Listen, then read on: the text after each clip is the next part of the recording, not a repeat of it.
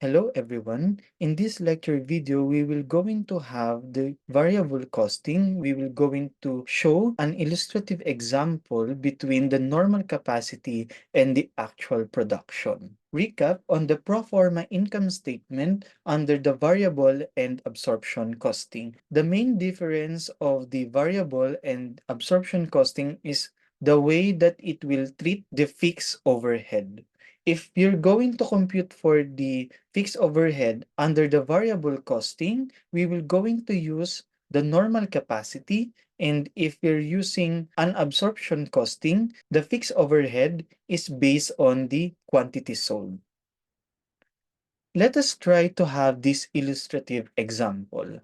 This is basically the same as to the illustrative example on module 3.1.2, but under this module, the normal capacity is not yet anymore equal to the level of production. During our previous discussion, the normal capacity is equal to the level of production. But here in this case, the normal capacity, the level of production, and the level of sales are now different from each other.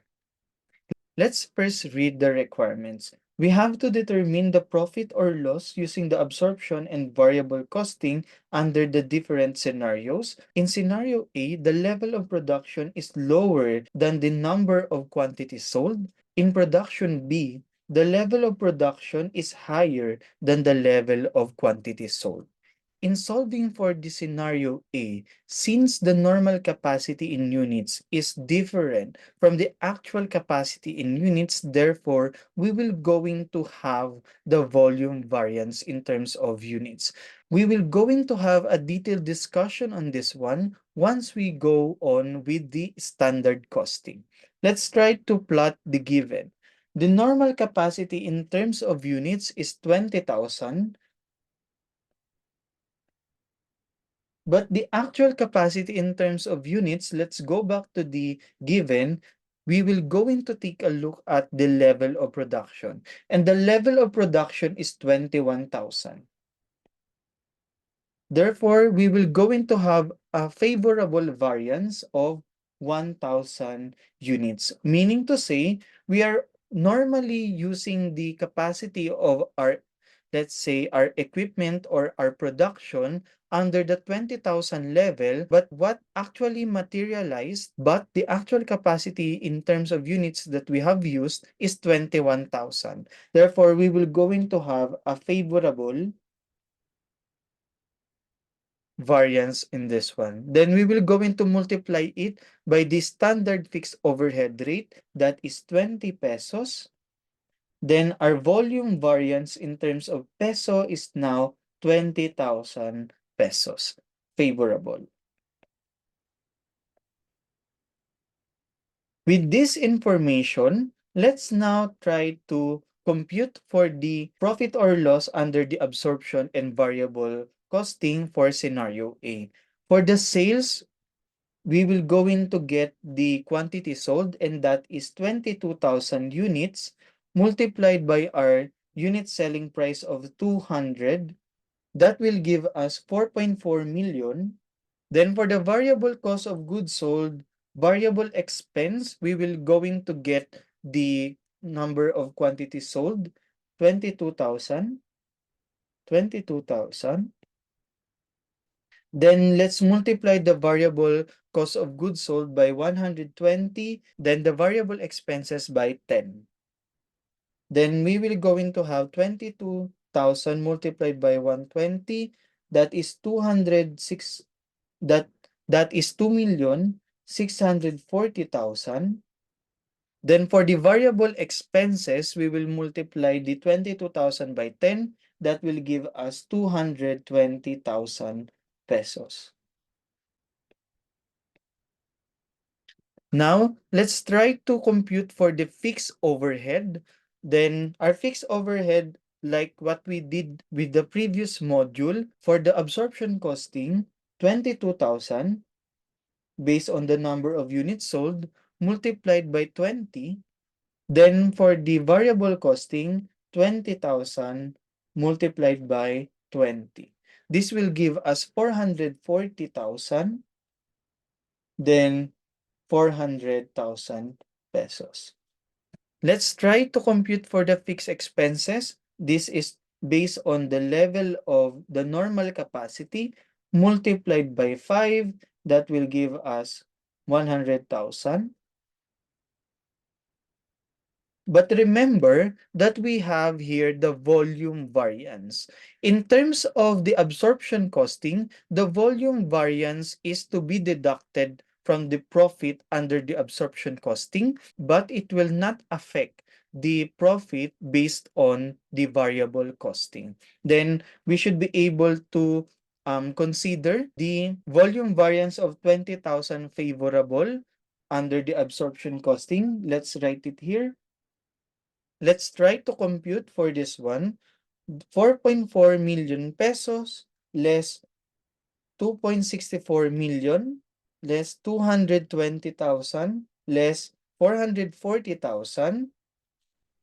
Let's have our parentheses here to indicate that this should be deducted, but the 20,000 favorable volume variance that will be added if we're going to compute for the profit or loss under the absorption costing.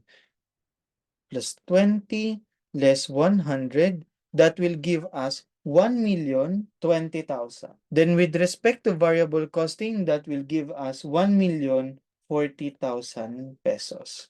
Once again, the volume variance should not affect the profit or loss under the variable costing. Now let's try to compute under the scenario B. Scenario B wherein sales is less than the production, but the production is less than the normal capacity. Therefore, we will going to incur a capacity variance here. The normal capacity is 20,000. The actual capacity in terms of production is 18,000. We will going to get 2,000 unfavorable. Why is it's unfavorable? Simply because you can produce 20,000, but the actual production is less than amount of 18,000. Therefore, it is an unfavorable variance. Then the 2,000 unfavorable variance, we will going to multiply it to 20 pesos, which is our standard fixed overhead rate. That will give us 40,000 unfavorable. The 40,000 unfavorable variance, it will not going to affect the profit or loss under the variable costing, but it will affect the absorption costing profit or loss.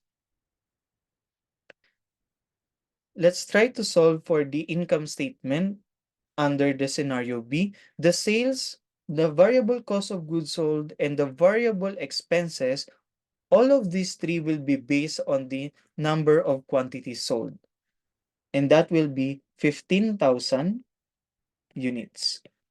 Then let's multiply it to its respective unit cost. This is 200, this is 120, and this is 10. Okay? So 15,000 multiplied by 200, we will going to get 3 million. 15,000 multiplied by 120, we will going to get 1,800,000. Then 15,000 multiplied by 10, we will going to get 150,000. For the fixed overhead rate, once again, under the absorption costing, we will going to use the level of quantity sold. That is 15,000 units multiplied by our fixed overhead rate of 20. You will going to get 300,000. But for the variable cost, it is based on the normal capacity, or it is based on the budgeted amount of 400,000 pesos. Then let's have here the volume variance or the capacity variance. Since this is an unfavorable variance, we will go into deduct the 40,000 under the absorption costing. Then for the fixed expense, it will remain unchanged. That will be 100,000 for both the variable costing, and absorption costing. Let's try to solve this one. 3 million less 1.8 million less 150,000 less 300,000 less 40,000 less 100,000. That will give us 610,000 pesos. And under the variable costing, 3 million less 1.8 million pesos less 150,000 less 400,000 less 100,000. That will give us 550,000 pesos. Just to summarize this lecture video, remember that in our previous discussion under the variable costing, the normal cost is equal or will have the same level as to the production. But in this case, the level of production, the normal capacity, and the level of units sold are basically of different levels. That's why we will going to record a volume or a capacity variance. If the capacity variance is favorable, then we will going to add it up to the profit or loss under the absorption costing. But if it's an unfavorable variance, then we will going to deduct it in the absorption costing. That's the end of our lecture discussion for variable costing. Thank you all for watching.